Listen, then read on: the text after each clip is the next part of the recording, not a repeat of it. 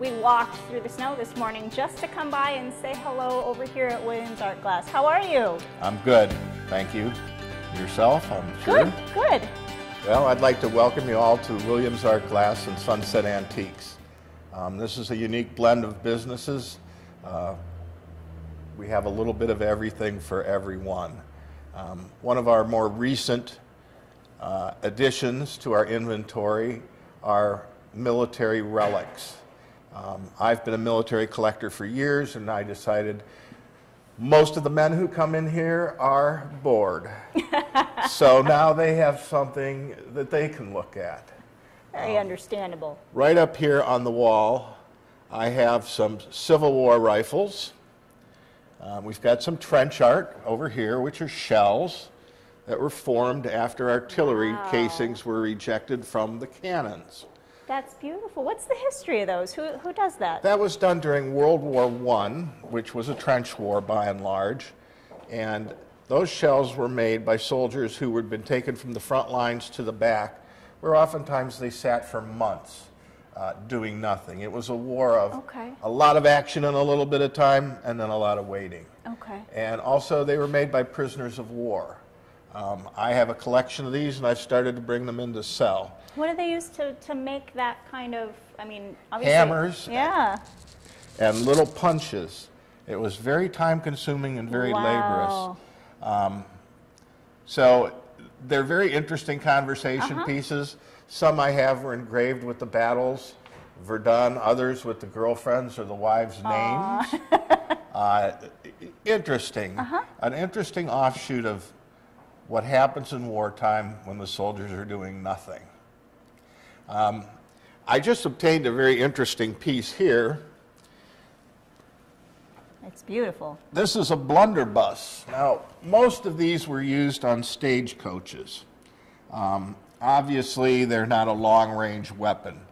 These were filled with rocks and shot and anything that was handy, even broken glass. And by the flare of the barrel, it just sprayed. Now, this one has some very intricate ironwork on the barrel. Yeah, that's beautiful. And some ivory inlays, mother of pearl, and there's a lion rampant here. That's the maker, armorer's mark. I believe this was made for the Ottoman Empire. Wow. And it has a date on it of 1818.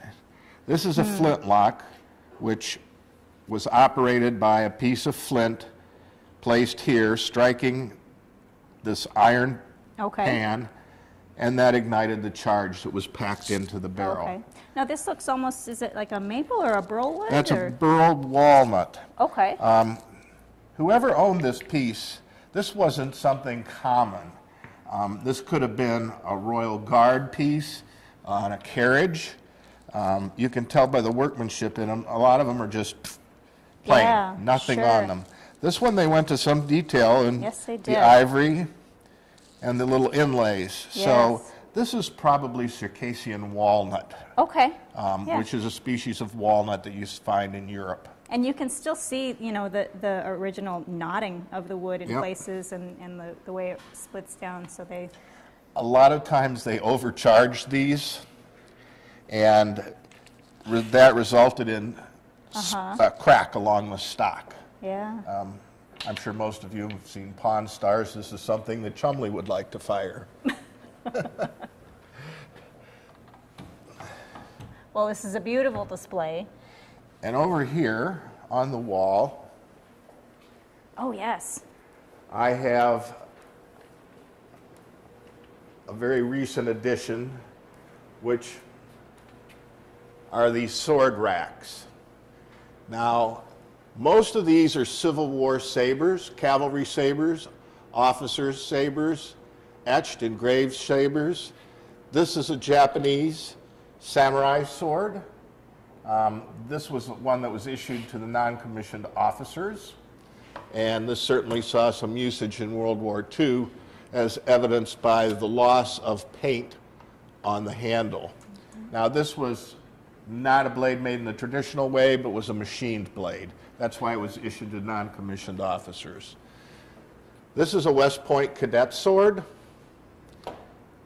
This is a sword that was commissioned by a very wealthy man for the Civil War. This was made in Germany, and the standard scabbard was very plain. You didn't see this type of work, this brass work in the hilt, and it has E Pluribus Unum on it, and it's also, the blade is etched with patriotic symbols. This is a Japanese cavalry sword, and this is a French, probably 1600s artillery sword. Wow. This was modeled after the Roman gladius, which the Roman army used. So our military things here span quite a gamut, and definitely grown since the last time we were here. Yes, something the men are very interested in. Well, we hope they come down and take a look. Yeah. So I understand that you have some other things that are of interest to some of the younger people these days. Yes. Why don't you talk about that a little bit? Well, the younger people now are trending towards retro, deco, loft, but there is a tendency to mix in now and again one older piece with that look. One example is the crystal chandeliers that I'm sure everybody has seen, but we have sold several to people in that kind of setting where they just want one piece that, you know, might pick your interest. Yes, absolutely. And as we move over here, we have some very interesting lighting. And one piece we just acquired in particular is this lamp here. Now, this is classic, retro, deco. I mean, I hate to call it Jetson-like, but it's beautiful. It's very nice. It's hand-blown glass with chrome accents, and has a very minimalist look as far as the metal work goes, which is chrome-plated, which is what they're looking for in their lofts. It almost kind of reminds me of like maybe what an old gas light or something would look like. You know, there might have been an influence Yeah, there exactly. that prompted the style, but it's very difficult to make because it was blown glass. This wasn't cast and put together, two pieces. You can see that, yeah. Yeah, it's very wavy, excuse me, which is an interesting way to do it, but very, very cost prohibitive these days, unless they're machine blown into a mold. So this is something that was be very popular with the younger crowd. And here we have something of interest for the youngsters, the classic dollhouse with all the furniture in it. I think that more adults probably would be interested in this than children now, because the kids all they want to do is play with the video games and the phones. But and the adults remember making a lot of this when they were kids. So, you know, we thought this was very interesting. It's a consignment piece. Okay. We're accepting consignments now, pre-1929. Okay. And we've had a very good response to that. So we have collections here from people who have been collecting for years and years, and a lot of these things have been in collections so long that they've not been available to the general public. Okay. And here in our shop, you can see, feel, and touch. And I can give you an explanation. My wife can give you an explanation. Ryan can give you an explanation. It's not like buying off the internet where you don't know what you're going to get. No, and you'll probably know the story behind it as well. Pretty much. Pretty much, I hope. I mean, one can't be all-knowing, all-seeing, but we try our best to document everything and be able to tell the customer where it came from, what period, and give a short explanation of the value as we look everything up online to make sure that our prices are very competitive with everything that's on the internet. So if you come in here, you can see it, feel it, touch it, we can tell you about it. You're not buying it from a picture on the internet. And I think that's one thing that's special about this place is that all of you here, you want to know the stories behind it. That's part of your own passion for doing some of this. That's one of the reasons I'm here. Exactly. So what else can you show us? All right, well, over here we have an interesting piece that came in on consignment. And this was originally a Victorian armoire. Let me back up over here. Yeah. It's gorgeous. It's walnut with an extreme amount of burl walnut on it, carved decorations. This is Renaissance Revival style, which is Victorian from the 1880s. Now, here the conundrum is, most people have closets, so they don't need an armoire to hang their clothes in anymore. So the gentleman who bought this, and this is a consignment piece also, had modified it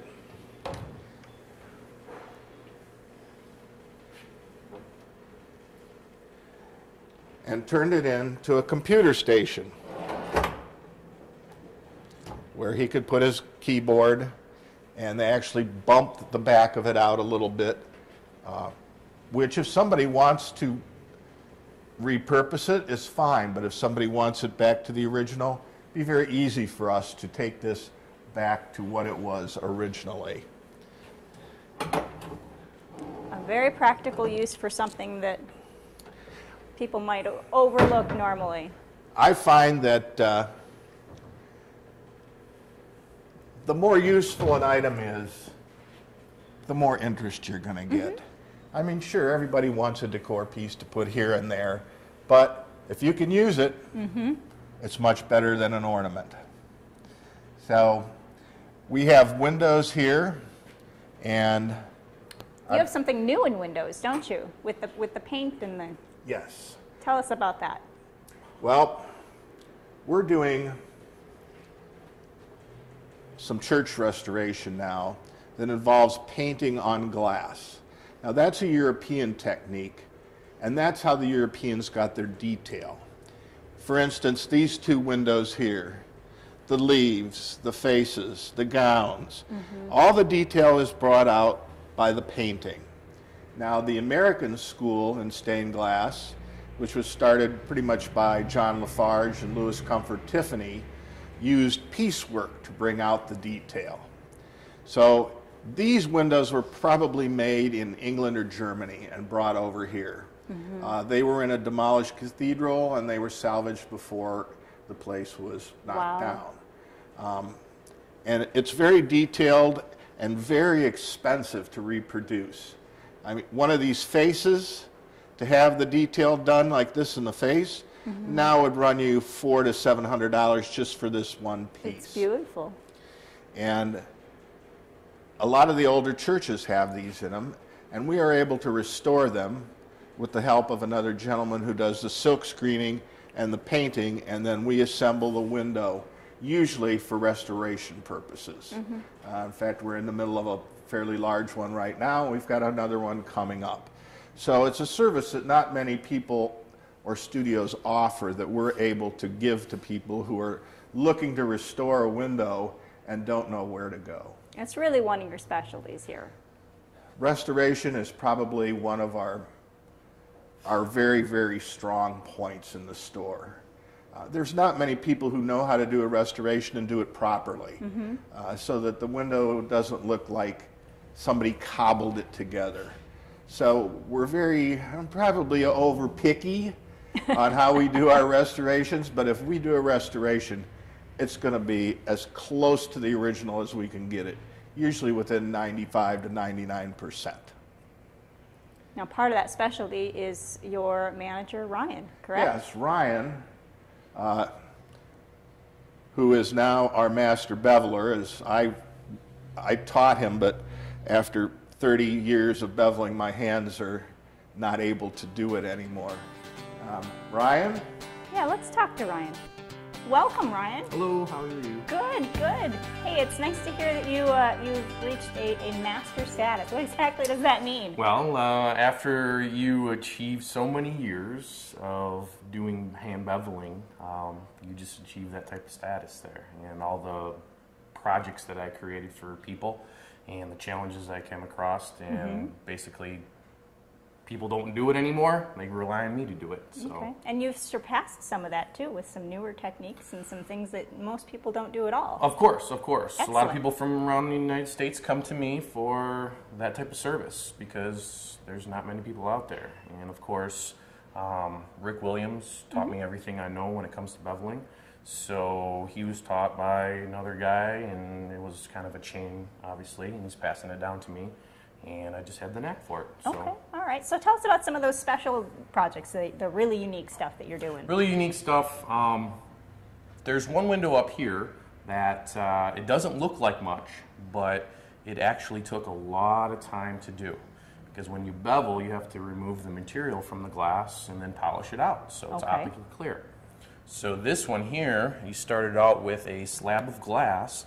And that's a big, thick slab. Yes, big, thick glass from a company that's been around since the Civil War. They still create these. Wow. And what these are called dalle de verre.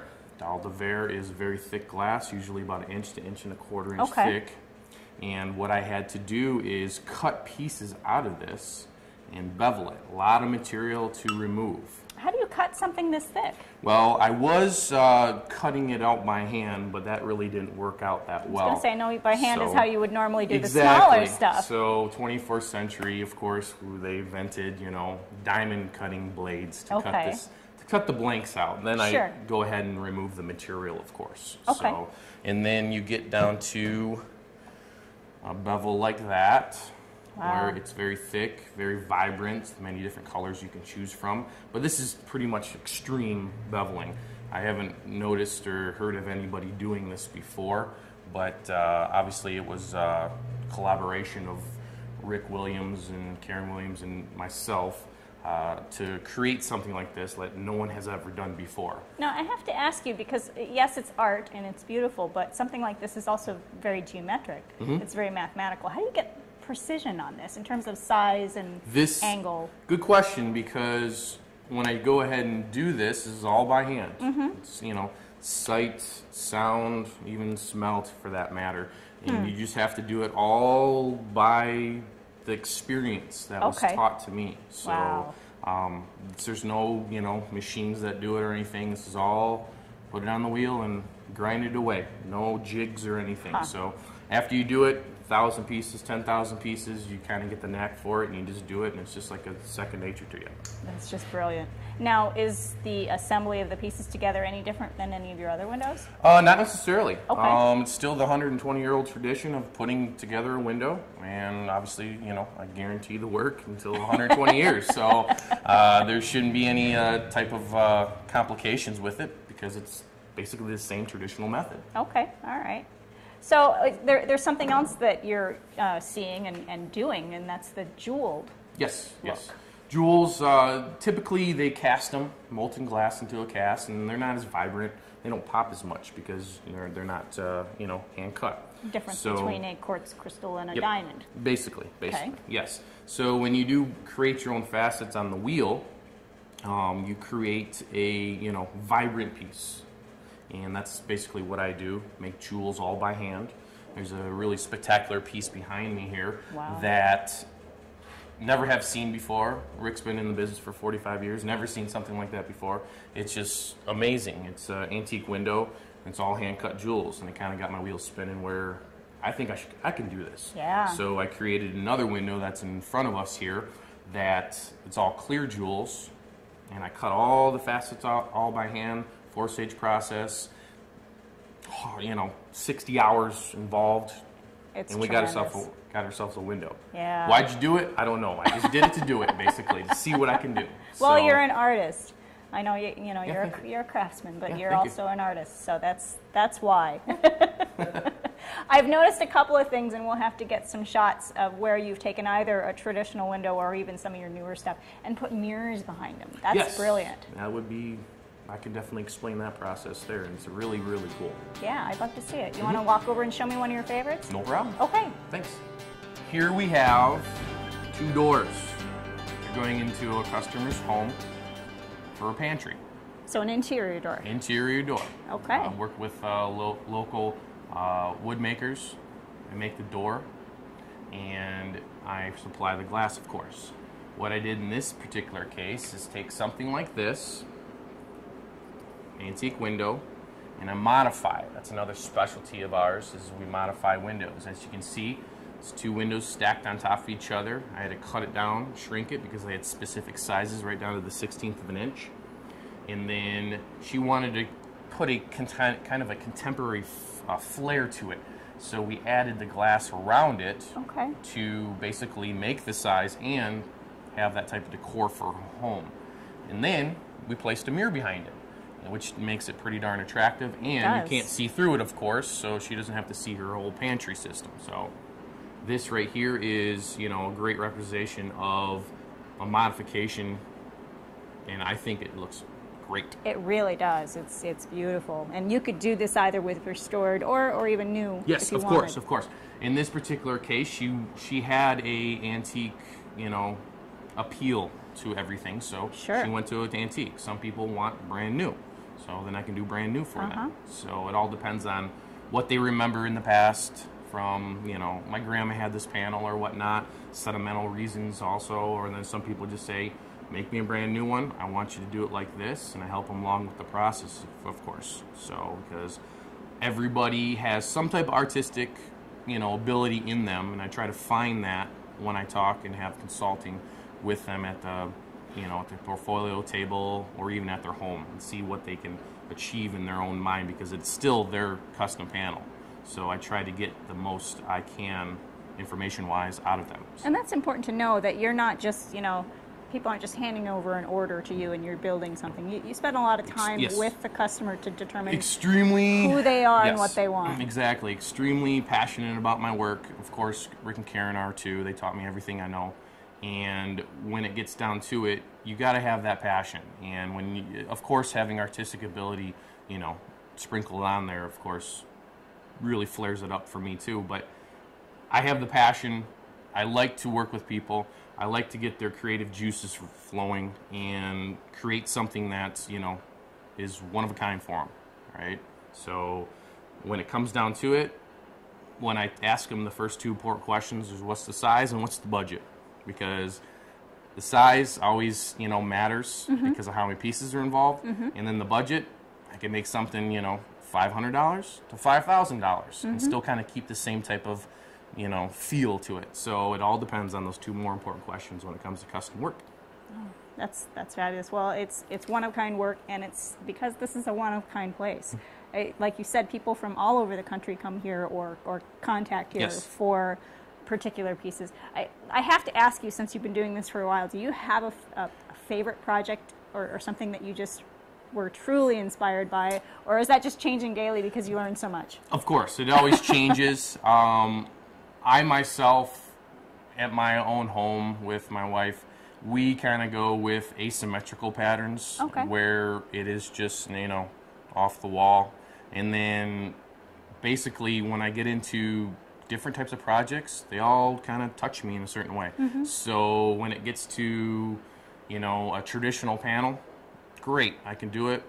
Let's do it. Now I get something into that's asymmetrical and off the wall. That's obviously, you know, a lot more different, and I feel a little more passionate about that. So that's probably what I'm probably shooting for there. Sure. So, well, that's right. But the projects always change. They always change. So it all depends on the person and what they're trying to achieve. Well, thank you very much. It's always great to come down here and talk to you and to talk about your latest work. And if you are looking for, whether it's that particular piece, because you're a young person starting out and you want that special spot or something transitional for a loft or a bungalow, or you need restoration work, or want to come down and look at the beautiful military pieces, this place is a great place to come and visit and check out and talk to these wonderful people here. Please. We're located in the north quadrant here in downtown Oxford. Phone number is 248-628-0929. 1111. And our website is williamsartglass.com.